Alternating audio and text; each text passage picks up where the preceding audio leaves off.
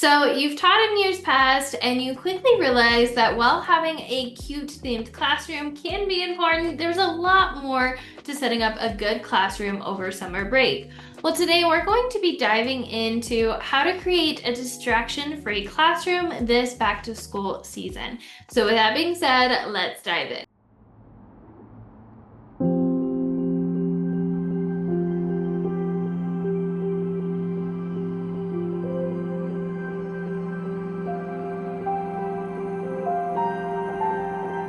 So before we dive into how to create a classroom that is distraction-free, we're going to be talking about why classroom design matters way more than you think or may think it does.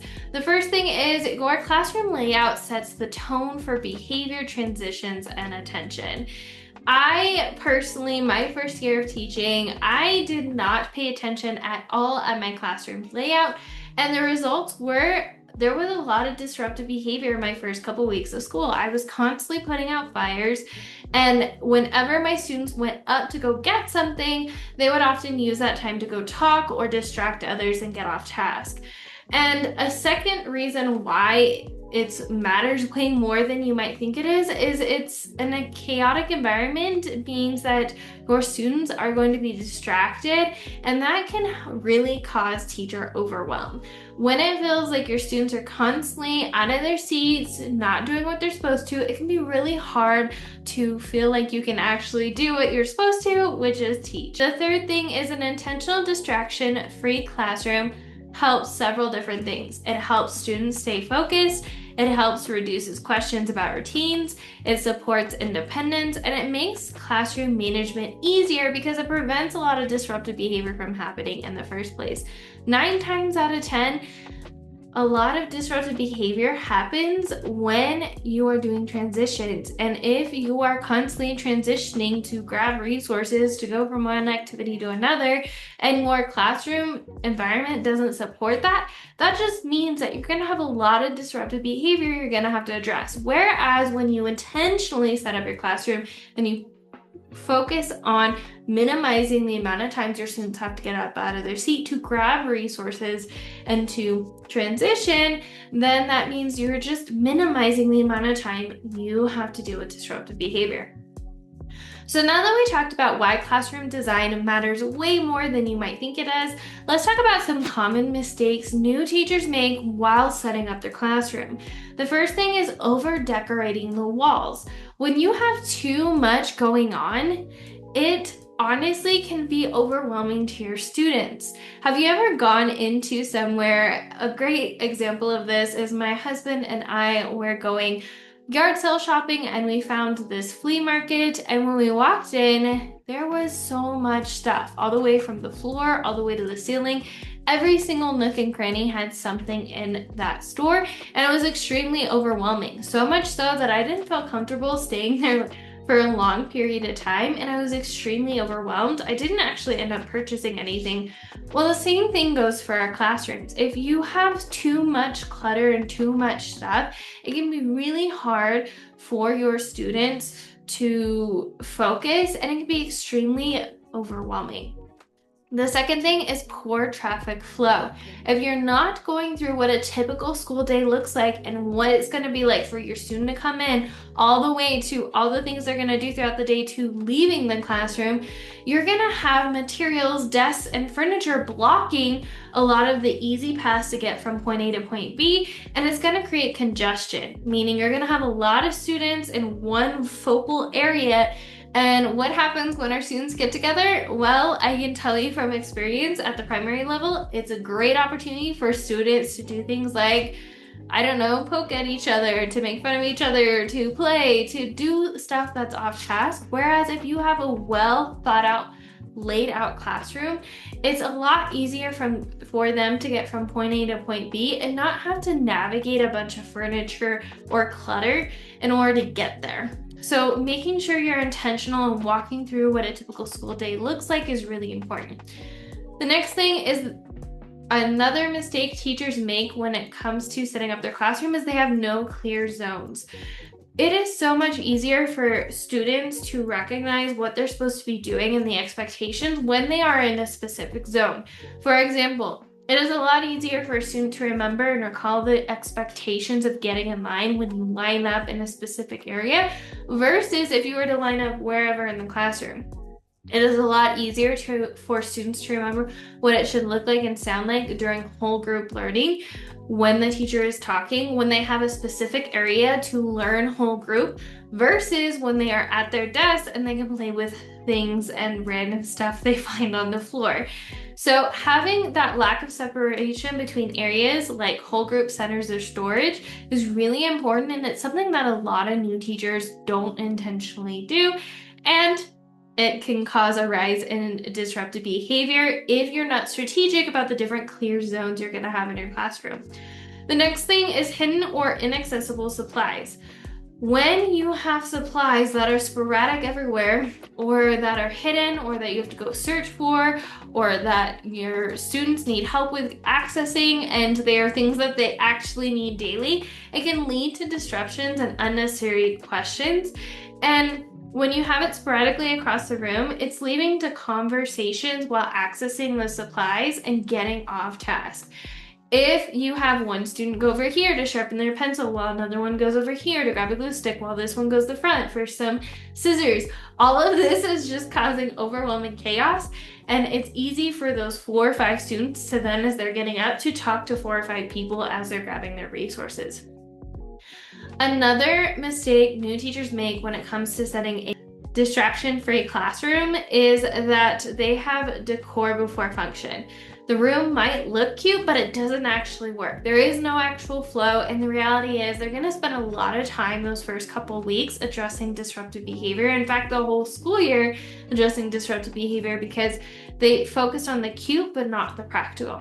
So now that we talked about some of the mistakes a lot of teachers make to creating a distraction-free classroom, let's talk about some key elements to designing a distraction-free classroom with intention.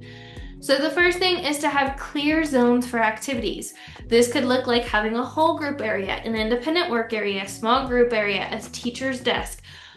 These zones are really important because students understand purpose and expectations better for each space. For example, the expectations for the library zone, the classroom library zone, is going to be completely different than the whole group area.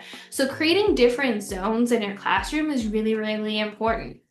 What I like to do over the summer is I actually like to take a video of my classroom, and I like to sit down and actually sketch the different zones in my classroom. And a great indicator to show your students where the different zones and boundaries of those zones are is to use things like rugs, shelves, or signage to define those boundaries. Students love having boundaries and love having a set system in place. They love order. And when you have everything chaotic, it's really hard for them to remember what the expectations are. The second thing is to have thoughtful traffic flow. So avoid areas and transitions where all your students have to go through one specific area because there's furniture in the way.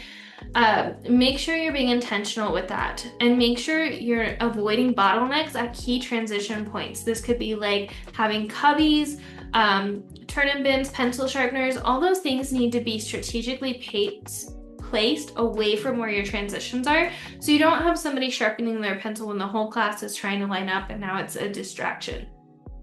So how I would solve this, or an action you can take, is I want you to have your sketch pad in front of you, and I want you to walk through what a typical school day is going to look like. First thing they're going to do is they're going to come in and they're going to go to the cubby to put their backpack away. What does that look like? What does that transition look like as they're walking through? What does the flow of that look like? And then do that for each of the zones as you walk through a schedule of what your classroom day should look like. And when you're doing that and you have the different zones, you're quickly going to realize some zones that are going to work well together and some zones that are just not going to work well together. For example, having a whole group learning next to the classroom library, or having your teacher desk next to the classroom library might be not the best idea, because maybe if you have students working in a small group setting, it's going to be distracting to those who are independently reading at the library, things like that. So make sure you're being thoughtful with the traffic flow. The next thing is to be intentional about wall space. Make sure you have anchor charts and routine should be visible but not cluttered. Not every inch of the wall needs to be covered. There's something to be said, especially in a design element, about white space. So leave some wall space blank to avoid overstimulation. Use neutral colors and clean lines to keep the room feeling calm. There's a lot to be said about the color theory and how they make you feel in the classroom, so make sure you're intentional about that and what kind of classroom you want to have. The next thing is to make sure everything is accessible and student-friendly materials. Use labels and picture cues so students can find and return items independently without having to stop instruction and ask you where things are. Make sure you have open shelving is better than closed cabinets for those daily supplies. I personally have a student resource center where I keep all of my students' materials that they will have access to on a daily basis in one area. And what I do is during those first couple weeks of school, I teach the classroom procedure and expectation, what it should look like and sound like to go grab those individual resources, and how there should be one person up at a time or my table helpers up at a time to go grab those resources, as opposed to the whole class gathering in that one area. And all of those resources are in an open shelf bookshelf, whereas the materials like manipulatives they're not going to be using every day are in closed cabinets put away, so they're not pausing instruction or pausing in the middle of independent work time to ask me what those materials are and why they're not using it. So making sure you're being intentional about what materials are being visible for students in open shelves and which ones are being closed cabinets, so that they're not a distraction to your students, and use consistent color coding or symbols for subjects or groups. So for example, if you have a red group, make sure they have a red caddy with their supplies, stuff like that. And the last tip is to minimize visual clutter. Cover open storage with fabric bins, curtains, or cabinet doors. Like I said, to make sure it's not overwhelming to your students, I like to put the manipulatives that we only use a couple times a year away where my students can't see it and they only can see the materials they're going to have access to on a daily or practically daily basis. And then group items together to reduce scattered appearance. Like I talked about earlier, I have a student resource zone where my students grab common used materials like extra pencils, the pencil sharpener, the turn-in basket, their reading books if they don't have room in their desk, stuff like that is all in one area as opposed to sporadically throughout the classroom. So my students are going to be every which way like ping pong balls, going everywhere, grabbing their resources and distracting each other. And also avoid flashy posters and mismatched colors if they don't serve a purpose. Now, let's talk about some tips for designing your classroom with intention, not perfection. So let's talk through the actual steps on how you can go through this and then go from there. So the first thing is to start with function, then layer in decor. Walk through, so start with a function. I don't set up my decor first. I set up my classroom flow first, and then I set up the decor to complement the flow of the classroom. So the second step you're going to do is you're going to walk through a typical school day and you're going to set up each zone strategically. Look at your schedule, come up with a schedule, and act like you are a student and walk through different zones and make sure there's no areas where you're distracting others as you walk through a typical school day, and start placing those specific zones in your classroom. Third thing, remember that less is more as the year goes on, and once you know your students. You might find that this zone works well with this zone, or this zone doesn't work well with this zone, and that's perfectly fine because in the middle of the year, you can decide to switch things around to better accommodate your classroom flow. And then another thing, make everything serve a purpose, especially wall space. Design is cute and I like having little affirmations in certain areas of my classroom, but I make sure that areas and zones like the whole group learning or the small group learning really have strategic and important visuals that are going to aid in learning, especially for those wall spaces as opposed to just decor. And the last thing, ask yourself, can students navigate this room without me asking me 100 questions a day, or they can have a million questions where things are, And are they going to be constantly interrupting and distracting each other while they go grab different resources and they transition from one place to another? So as a recap, that's everything in regards to creating a distraction-free classroom. So let's recap what we talked about so far. We talked about why classroom design matters more than you may think. We also talked about some common mistakes new teachers might make when setting up their classrooms. The third thing we talked about were key elements to designing a distraction-free classroom. And the fourth thing, we talked about the actual tips and steps for designing your classroom with intention, remembering that it does not have to be perfect. You can always adapt and change things in the middle of the year. So that wraps up for everything in creating a distraction-free classroom. If you want to dive deeper into the classroom setup and back to school area, I have a couple resources for you. First, I have a ton of free resources wherever you're tuning in from. I have over 100 weeks worth of content now, so make sure to tune in wherever you're tuning in from and go check out what I've talked about in previous weeks because I have a ton of content. Second thing is, if you want more back to school tips or setting up your classroom tips, I highly recommend you check out my free classroom setup guide. I took the top 10 most asked questions I get in regards to setting up a classroom. I answered them, and then I created blog posts, podcasts, and YouTube videos talking even in more depth my answers to those questions, and I put them all in a guide. So you're not sifting through all my content. You have the top 10 questions I get asked, and they're already linked for you for easy use.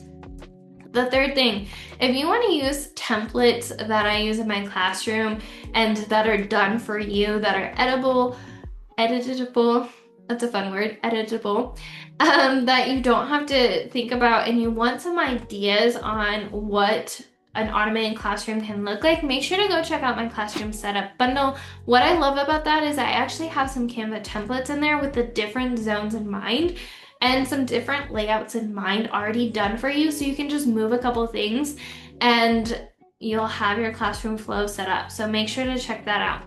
The third thing is, if you want the strategy to setting up your classroom in just 4 weeks, I highly recommend you check out the Classroom Kickstart mini course. The bundle is where I give a lot of done for you templates. The mini course is where I give you the strategy. Week 1, we talk about how to strategically set up your classroom with flow in mind in a single week. Then we talk about classroom management for week 2. Week 3, we talk about family communication, like meet the teacher night, back to school night.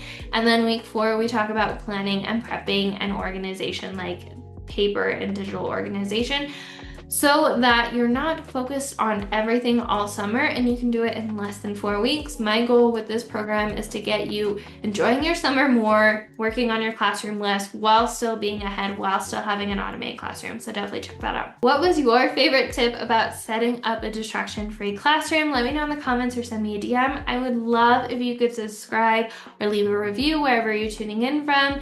As always, remember, we are stronger together, and I'll see you in the next one, Teacher Bestie. Bye.